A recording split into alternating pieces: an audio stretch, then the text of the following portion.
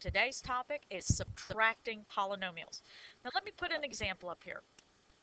4x squared minus 5x plus 2, and I'm going to subtract from it 2x squared minus 7x. What we have to pay attention to is that this sign right here, we are subtracting the whole polynomial that's in the parentheses that is following that negative sign. So what that means is that negative, or the opposite, is brought into both of these. So that I get negative 2x squared, and a negative times a negative is a positive x squared, 7x. So I have taken the opposite of the polynomial that is right behind that negative sign. Now, did I do anything to the front polynomial? No, I did nothing to the front polynomial. So I'm just going to write it down. I didn't do anything. Now I'm going to treat this, now that I've dealt with that subtraction between the polynomials, now I can sit here and I can treat this just like addition. And I can collect like terms. I have a x squared term and a 2x squared term, a negative 2x squared term, and when I bring those together, I get 2x squared. Then I have a negative 5x and a positive 7x, and when I bring those together, I get 2x.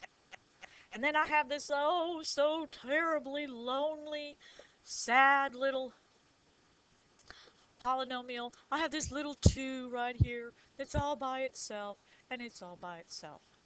And I look at my answer and I go, oh, I have no more x squared terms, I have no more x to the first power terms, and I have no more constants. So my answer is 2x squared plus 2x plus 2. Now, you go, but Mrs. Peters, you're going to make us do problems that have more going on them.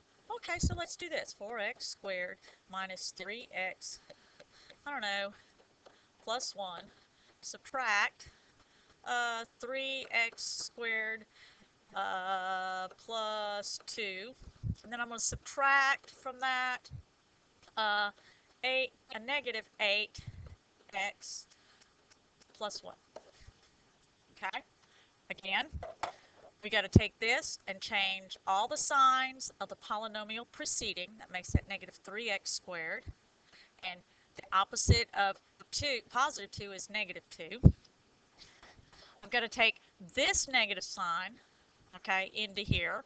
So I'm going to change the signs of everything inside that set of parentheses. So it's positive 8x minus 1, because that comes into both of them.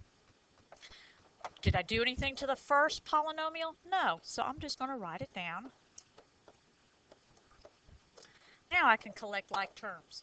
Yay, collect like terms. Well, I have a negative 3x squared and a positive 4x squared. Those come together to give me 1x squared. I have a